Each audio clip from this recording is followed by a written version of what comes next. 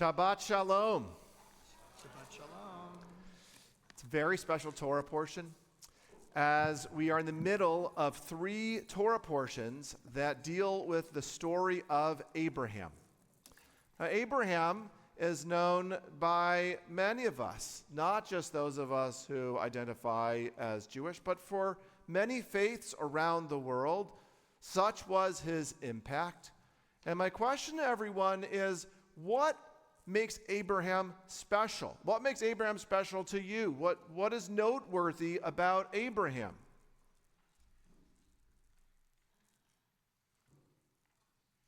Just a regular person. No big deal. Yes? He was considered the first Jew of Raham, the father of the Jewish people. Father of the Jewish people.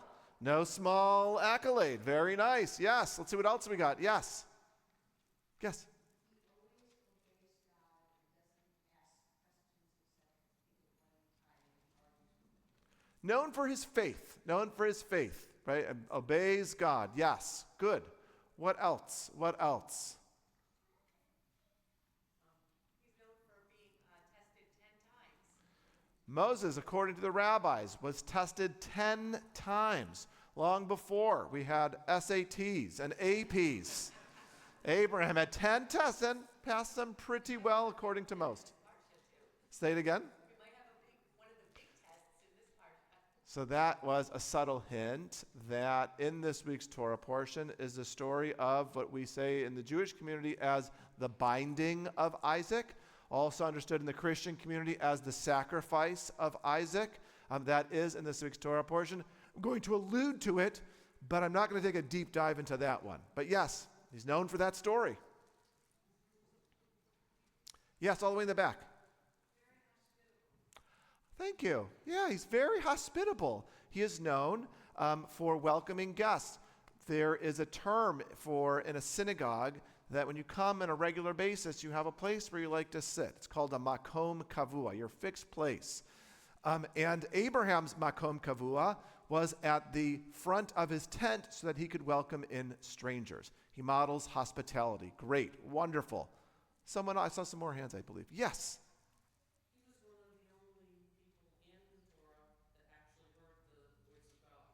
He was one of the only people in the Torah who heard the voice of God. Yes, wonderful, wonderful. Yes. He's also known for being like an educator, where he was going to. It was incumbent upon him to teach his children, and this is like the first that we hear of this type of teaching in the Torah. He was an educator. He passed on his traditions, just like we saw a moment ago, one generation to the next. Abraham sets that tone for him. Mark, I see you. Yes. He always sees the good in everybody. Want to say a little bit more on that one, Mark? Well, I'm just thinking about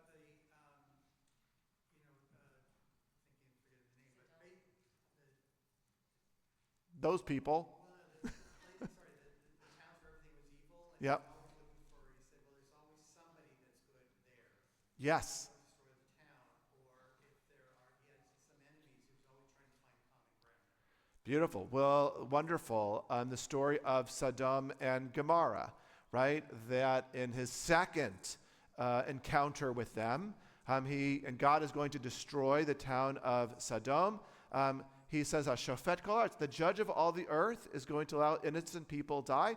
So, to Michal's earlier point, not only does he have faith, but he also sets an example. He's one of the first people in the Torah who stands up to God, says, "You've got values that you've tried to model, and now you're accountable for the values that you want us to be following." So great, wonderful, wonderful. That's pretty impressive. Michal, yes.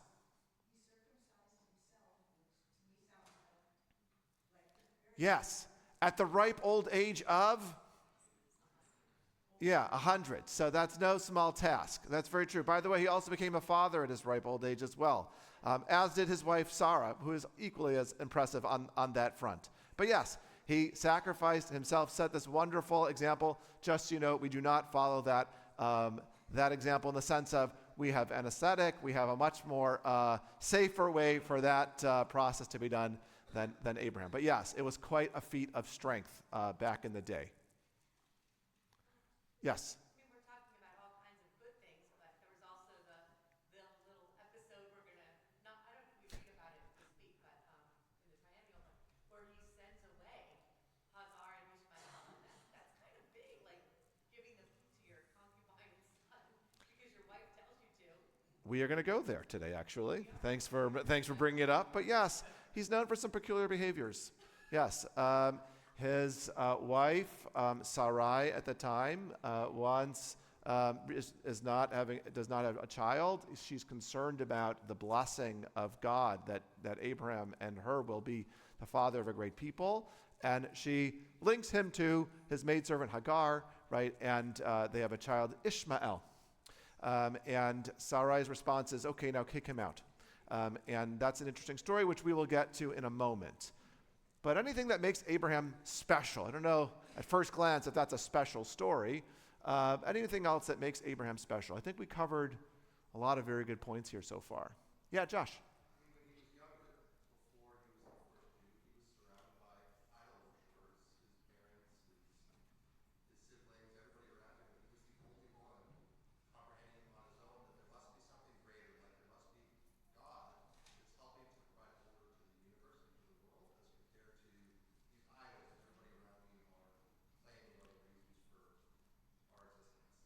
Yes, Abraham is linked to the term, and teens in the room pay attention, iconoclast, which is someone who destroys previous idols, and Abraham destroys, right, previously held notions, right, and comes up with this brand new idea called, hey, there's one God, and he becomes the founder of monotheism. Yeah, wonderful, great. Anyone else about Abraham? Very good, really good. Okay. I want to introduce another idea about Abraham. And it's often a trait that we link to Moses, but is actually a common theme for all of the heroes of the Torah. You see, in Judaism, the heroes of the Torah are not perfect. Rather, they set examples of what it means to be a human being, to be not averse to making a mistake, as we are not perfect, but at the same time, we have the potential to learn from our mistakes and thus grow as more wiser human beings, or as we believe in Judaism, closer to God. So in this week's Torah portion, you're going to see Abraham learn a lot from the choices that he made in the previous Torah portion, Lech Lecha. At first glance, the stories see the same, like, why are we repeating the same story? But actually, the conclusion of the story in this week's Torah portion is slightly different and highlights an interesting trend that Abraham is learning. Remember, last week's Torah portion is when he is given the blessing of go forth and I'm going to bless you. You would think, his journey's over. He's figured it all out. But yet, what happens in Lech Lecha is last week's Torah portion is a first step that he must learn from before he enters this week's Torah portion. So if you have your red books, these are the big red books. It used to be we had a red and a blue. Now it's it's all red. We can open up to page. I'm going to invite everyone to open up first to chapter 12, page 72. Page 72.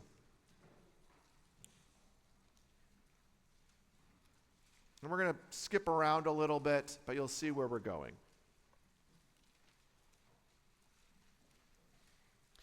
There's this weird collection of narratives that no one's mentioned here, and that's very representative of how we understand Abraham. But he has these encounters with foreign leaders and his wife. So here's the experience on page 72. He goes down to Egypt, and I'm just going to summarize because the end is the most interesting piece. Basically, Pharaoh of Egypt, he's worried about what will happen to him, and he comes up with this, not the best plan, that Sarah, his wife, is actually his sister, right? The Pharaoh says, oh, great, sister, no problem. I can now make some moves on her, right? And that is frowned upon by God. A plague falls upon the Egyptians at that time. Maybe it was a taste of what awaits them. And then we get to page 74, and we see the ending of this story. Why do you say she is my sister, so that I took her as my wife? Now here's your wife. Take her and be gone. Pharaoh says, get out of here. Why'd you do that? And Pharaoh put men in charge of him, and they sent him off with his wife and all that he possessed.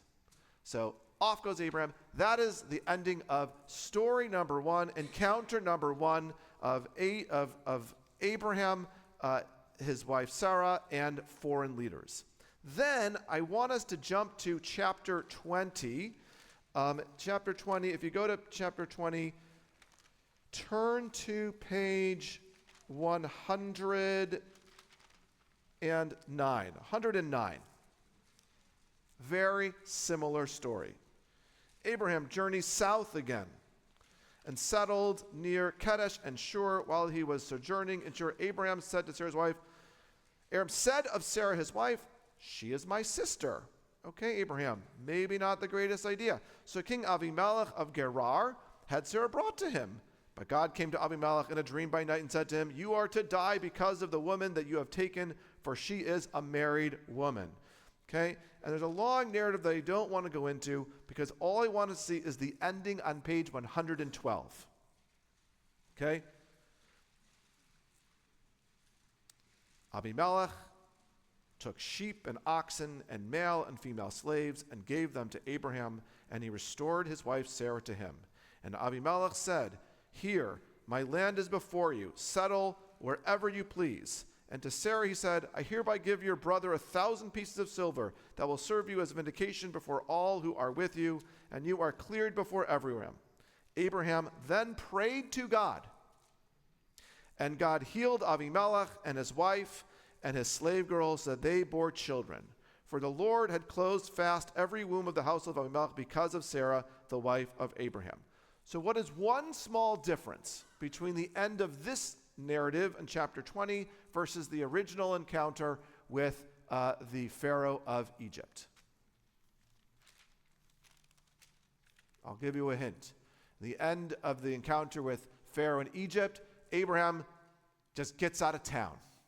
Okay? And what happens after this, at the end of this narrative?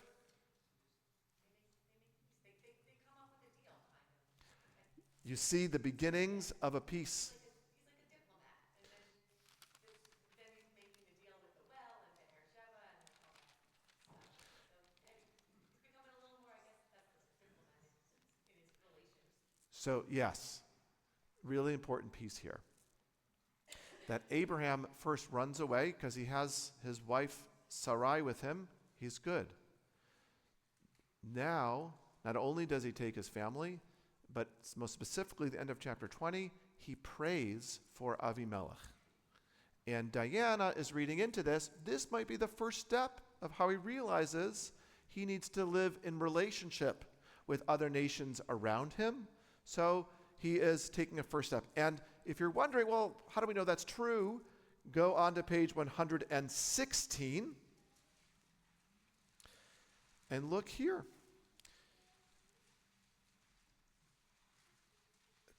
Verse 25, then Abraham reproached Avimelech for the well of water which is her. Okay, you'll see another encounter of Avimelech. And Avram then set 7 ewes of the flock by themselves. And Abimelech said to him, what mean these 7 ewes which you have set apart? He replied, you are to accept these 7 ewes from me as proof that I dug this well. Hence that place was called Beersheba, for there are 2 of them who swore an oath. When they had concluded the pact at Beersheba, Avimelech and Phicol, chief of the troops, departed and returned to the land of the Philistines. So here is where there is a peace agreement that he makes with this person, Avimelech. First, he prays for him. Then he negotiates with him and creates a lasting peace. Let's look at another story where you can see a similar idea.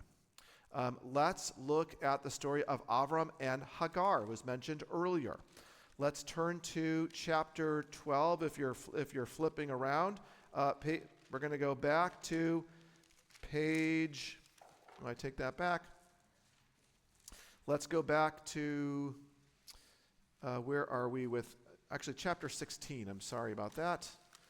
Go to chapter 16, Appreciate everyone staying with me as we flip around. I put a lot of pieces of like sticky in my chumash. I'm on page 86. Page 86. Sarai, Abram's wife, had borne to him children. She had an Egyptian maidservant whose name was Hagar. And Sarai said to Abram, "Look, the Lord has kept me from bearing. Consort with my maid. Perhaps I shall have a son through her." Right? This was the story. Sarai was concerned about the blessing with Abram coming true, so she assigns him Hagar.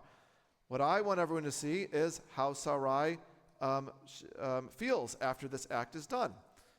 Verse 5. And Sarai said to Abram, "The wrong done me is your fault. I myself put my maid in your bosom. Now that she sees that she is pregnant, I am lowered in her esteem. The Lord decide between you and me." Abram said to Sarai, "Your maid is in your hands. Deal with her as you think right." Then Sarai treated her harshly, and she ran away from her. So Sarai changed her mind. Hagar, the maidservant, who's just passively following the instructions of the household, is just sent out. And notice Avram, his response is, "Okay, Sarai, I will do what you want." Now, let's look at a very similar story in this week's Torah portion. Let's go to chapter 22, verse 6. Chapter 22, verse 6, and I'll give you the page. It is page 119. Nope, I lied. Not page 119. I take that back. Chapter, where are you? Sorry. Chapter 21, page 113. Okay? Again, at the ripe old ages of 90 and 100, they have children. Then we get to verse 9, page 114. Sarah saw the son whom Hagar, the Egyptian, had borne to Abraham playing. Okay? This boy's just playing. She said to Abraham, "Cast out that slave woman and her son, for the son of that slave shall not share in the inheritance with my son Isaac." The matter distressed Abraham greatly, for it concerned a son of his. Okay? So even though the conclusion is going to be the same, God says, "It's okay, I'm going to look after your son Ishmael," and Ishmael is sent out. In page 114, we see Abraham being concerned about the matter. Wait a second, this isn't the best plan here. In the first encounter, we see no emotion. In the second encounter, we see lots of emotion. Now we're getting short on time, but I want you just to think to yourself, what's the pattern here? What is going on in the difference of the Abraham of last week and the Abraham of this week? There's some subtle differences. And by the way, just to add on to these differences, earlier someone talked about the story of Sodom and Gomorrah, where Avram, in this week's Torah portion, argues with God, "Hey, what if there's some just people in Sodom? Don't destroy." In last week's Torah portion, when his cousin Lot is there, he has no concern about the people of Sodom. He just wants to make sure his cousin Lot is out. And we're short on time, so I'm just going to share with you my thoughts on this. But you're welcome to follow up with me at Oneg or at lunch, because I think it is significant. What I see Avram doing is going from someone who focuses on his clan to the larger world. I see Avram going from someone who has a particular relationship in terms of how he sees things to going in a direction of being universal.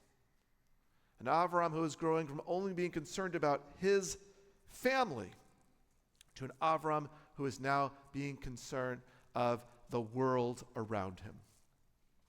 And I think that is incredibly profound as we see Avram as the father of monotheism and what it means to be a representative of the founding faith of monotheism, Judaism. But frankly, I think it applies to any monotheistic faith as the lesson, as we all look to Avram for guidance. What begins as the particular ends as the universal. And I don't think we would be surprised when we look at the world around us to see the many challenges that arise when we become too limited with the tribe or the clan that we are linked into, and we ignore the larger world around us. And it's not that focusing on family is a mistake of Abraham. Who are we unless we know where we come from? Unless we make sure that the homes that we live in are safe and secure. But what are we if our journey stops there?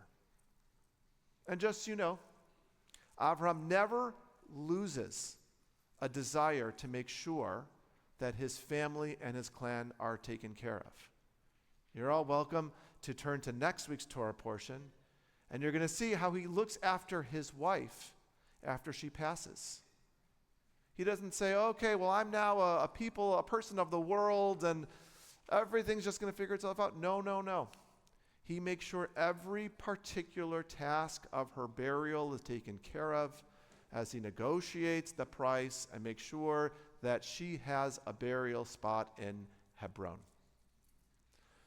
So it's not to say that the story of Avram ends completely in a universal place, but rather Avram goes beyond the boundaries of his home, is mindful of the world around him while maintaining the strong links of family and the roots to the soil.